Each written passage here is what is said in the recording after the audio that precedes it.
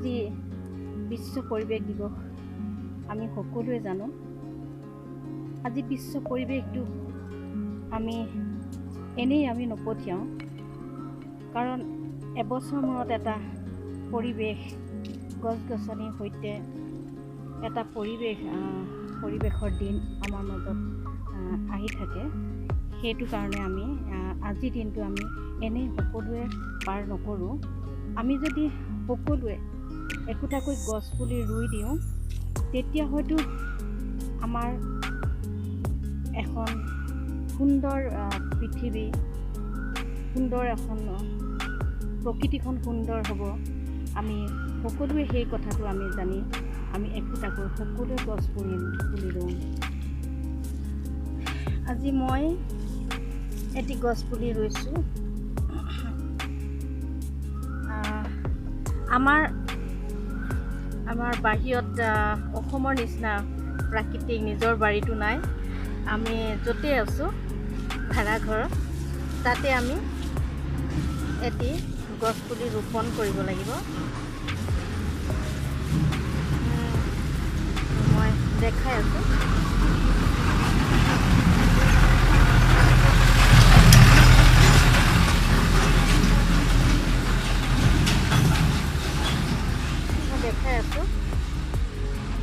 আমি সকলোৱে এনেকৈ যদি আমি একোটাকৈ গছ পুলি ৰুওঁ, তেতিয়াহ'লে আমাৰ পৃথিৱীখন কিমান সুন্দৰ হ'ব। মাটি উঠাই আনিছোঁ অলপ দূৰৰ পৰা, মাটি পাবলৈ তেনেকৈ নাথাকে। অলপ দূৰৰ পৰা মাটি অলপ উঠাই আনিছোঁ আৰু এটা পুলি উঠাই আনিছোঁ আৰু পুলিটো ইয়াতে ৰুই থওঁ। আমাৰ নিজৰ বুলি আমি আছোঁ এতিয়া, সেইবাবে আমি একোটাকৈ য'তে আছোঁ আমি তাতে আমি একটা গছ পুলি ৰুলে আমাৰ এখন সুন্দৰ পৃথিৱী হ'ব বুলি আমি ভাবোঁ।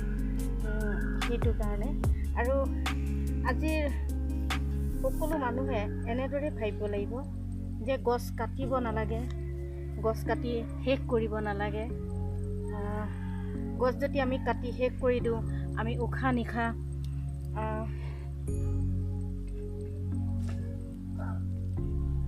দেখিছেনে? এইটো গছ পুলি,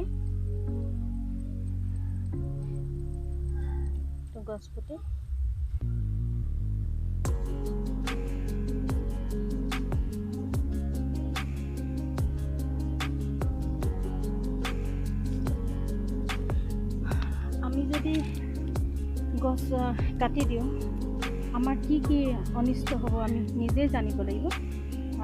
প্ৰথমে আমাৰ কি হ'ব, গছ কাটিলে আমি উশাহ নিশাহ নাপাম আৰু গছে আমাক ছাঁ দিয়ে। আজি বাটৰুৱাজন যদি গৈ থাকে, তেতিয়া সেই বাটৰুৱাজনৰো বহুত গৰম উঠে। তেতিয়া কি কৰিব, এজোপা গছৰ তলত তেখেতে জিৰণি ল'ব। তেতিয়াহ'লে কিমান এটা ভাল কাম এটা কৰিছে, আমাক উপকাৰ কৰিছে। আকৌ আমি আমাৰ ঘৰত যি বয় বস্তু আছে, চকী টেবুল বিচনাৰ পৰা আদি কৰি আমি সকলো সেই গছৰ পৰাই আমি ফাৰ্নিচাৰ বস্তু বনাওঁ। তেতিয়াহ'লে আমাৰ বাসস্থানতো আমাৰ গছৰ প্ৰয়োজন। তেতিয়াহ'লে আমি সেইবিলাক আমি সকলোৱে ভাবিব লাগিব আৰু আমি সেইটো কাৰণে আমি গছ আমি কেতিয়াও কাটিব নালাগে। সেইটো বহুত ভুল ধাৰণা। আৰু যিবিলাকে কিছুমান বহুত বেয়া মানুহ আছে, নিৰ্ধন মানুহ আছে কিছুমান, সিহঁতে একো বুজি নাপায়। আজি গছ এজোপা কাটি দিলে, বিক্ৰী কৰি দিলে, কিন্তু এজোপা গছ যদি কাটি দিয়ে বা ফাৰ্নিচাৰ কাৰণে, তেতিয়া হয়তো 2-3টা পুলি ৰুই দিব পাৰে। সেইটো বহুত ভাল কথা। আৰু সেইটো কৰিলে মানে আমাৰ পৃথিৱীখন বহুত সুন্দৰ হ'ব আৰু পৃথিৱী জীয়াই থাকিব।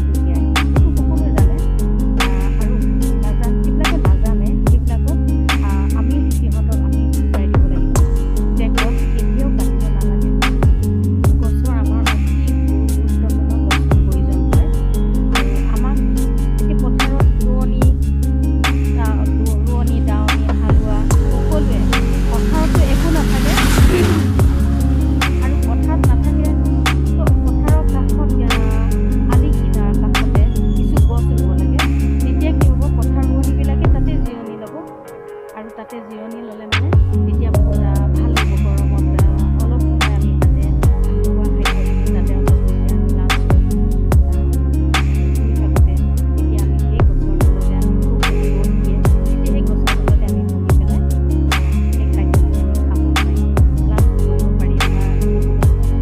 ৰাতিপুৱা আমি একো খাই নগ'লেও যদি খুব গৰম উঠে তেতিয়া আমি গছজোপাৰ তলতে বহি লওঁ, অলপ জিৰণি লওঁ, বহুত ভাল লাগে হয়নে? সেইটো কাৰণে আমি কৈছোঁ যে সকলোৱে একোটাকৈ গছ পুলি ৰুব আৰু একোটা প্ৰত্যেকেই যদি গছ পুলি ৰুইছে তেতিয়াহ'লে আমাৰ প্ৰাকৃতিক দৃশ্য বহুত সুন্দৰ হ'ব, পৰিৱেশ সুন্দৰ হ'ব আৰু লগতে আমাৰ পৃথিৱীখন জীয়াই থাকিব। পৃথিৱীখন ধ্বংস হ'বলৈ তেতিয়া কেতিয়াও নোৱাৰে আৰু সেই কথা ভাবিয়ে আমি কেতিয়া আমি ভাবিব লাগিব যে আজিৰ দিনটো 7 জুন তাৰিখ 5 জুন তাৰিখে যদি বিশ্ব পৰিৱেশ দিৱস, বিশ্ব পৰিৱেশ দিৱসে আমি সকলোৱে মিলি জুলি যদি আমি সকলোৱে স্কুল কলেজ ঘৰ বাৰাণ্ডাৰ কাষত বাৰীত বা পথাৰৰ আলিৰ কাষত আৰু ৰাস্তাৰ কাষত আমি সকলোৱে যদি পুলি ৰুই দিওঁ, আমাৰ নিজৰ ঘৰৰ পৰা হয়তো বহুত দূৰত এটা ৰাস্তা আছে আৰু সেই ৰাস্তাটোৰ কাষতে আমি যদি পুলি তাতো ৰুই দিওঁ আমাৰ উপকাৰ হ'ব আৰু সেইখিনি আমি আমাৰ নিজৰ বুলি ভাবিব লাগিব। আমি প্ৰত্যেকেই নিজে আমি গছ ৰোৱাটো আমি দায়িত্বপূৰ্ণভাৱে যদি লওঁ, প্ৰত্যেকেই তেতিয়া সকলোৱে একেটাই যদি কৰে কিমান এখন সুন্দৰ পৃথিৱী হ'ব, সুন্দৰ প্ৰকৃতিখন সুন্দৰ হ'ব, সেউজীয়া হ'ব, সেউজীয়া আৰু সেইখিনিয়ে ক'লোঁ। আজি মই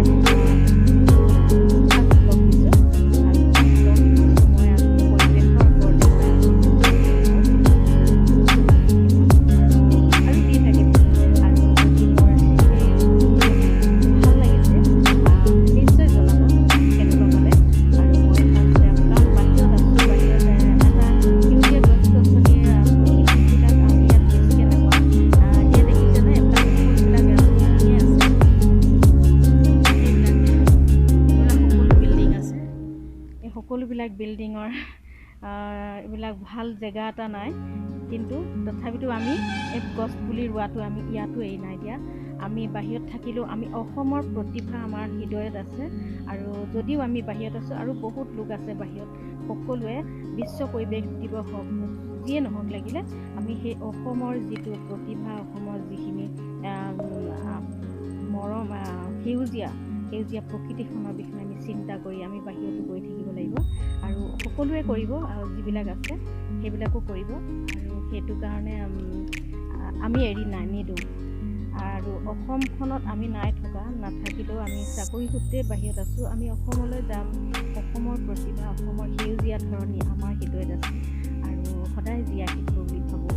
অসমখনতো সেউজীয়াই প্ৰকৃতি বহুত আছে, গছ গছনিয়ে বহুত ভৰপূৰ, বহুত ভাল লাগে আৰু সদায় মনত পৰিয়ে থাকে। যদিও বাহিৰত থাকোঁ প্ৰকৃতিখনৰ বিষয়ে, সেউজীয়া অসমখনৰ বিষয়ে মনত পৰি থাকে।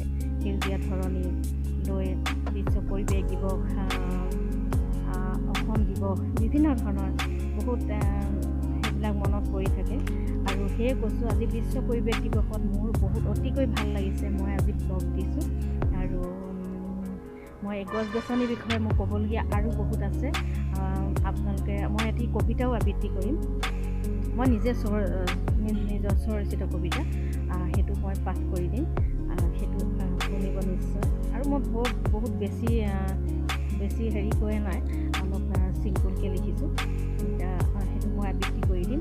আৰু মই আজি ক'লোঁ আৰু যিবিলাক আছে সকলোৱে যাতে মোৰ কবিতাবিলাক আৰু মই চেনেলটো কেনেকুৱা লাগিছে চাব আৰু মন দি শুনিব আৰু লাইক কৰিব আৰু ছাবস্ক্ৰাইব কৰি দিব যদি ভাল লাগিছে।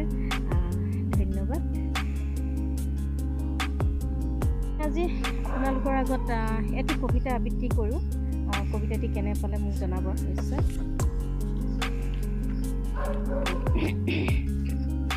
গছ গছনি আমি সকলোৱে জানো যে আমাক জীয়াই থাকিবলৈ গছ গছনিৰ প্ৰয়োজন। আমাৰ উশাহ নিশাহত গছেই দিয়ে আৰু যোগান ধৰে গছেই আমাক। আজি পৰিতাপৰ কথা হ'ল যে কিছুমান নিধক অবুজন মানুহে গছ-গছনি কাটি তহিলং কৰি দিছে। সিহঁতে কিয় নাজানে প্ৰকৃতি জীয়াই থাকিলেহে আমি জীয়াই থাকিবলৈ পাম। গছে আমাক কিমান যে উপকাৰ কৰে। গছ-গছনিয়ে ফল মূল দিয়াৰ উপৰিও গৰমৰ দিনত আমাক ছাঁ দিয়ে। বাটেদি যোৱা বাটৰুৱাজনেও খোজকাঢ়ি গৈ থাকোঁতে গৰমৰ প্ৰতাপত থাকিব নোৱাৰি সেই গছৰ তলত জিৰণি লৈ নিজৰ শৰীৰটো শীতল কৰি দিয়ে, শীতল হৈ যায়। পথাৰত হালোৱায়ো ৰোৱনীয়েও গৰমত অসহ্য লাগিলে দৌৰি গৈ এজোপা গছৰ তলত জিৰণি ল'লেহে গাটো ঠাণ্ডা কৰে। তেতিয়াহ'লে আমি সকলোৱে একোটাকৈ গছপুলি ৰোপণ কৰিব নোৱাৰোঁনে? জন্তুৰ বাসস্থান যি অভয়াৰণ্য, যেনে কাজিৰঙা অভয়াৰণ্য, মানাহ অভয়াৰণ্য, এইবিলাক আমি ধ্বংস কৰাটো বন্ধ কৰিব নোৱাৰোঁনে?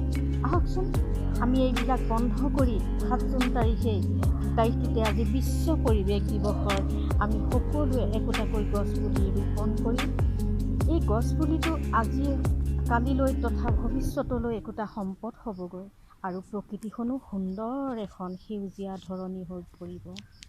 ধন্যবাদ।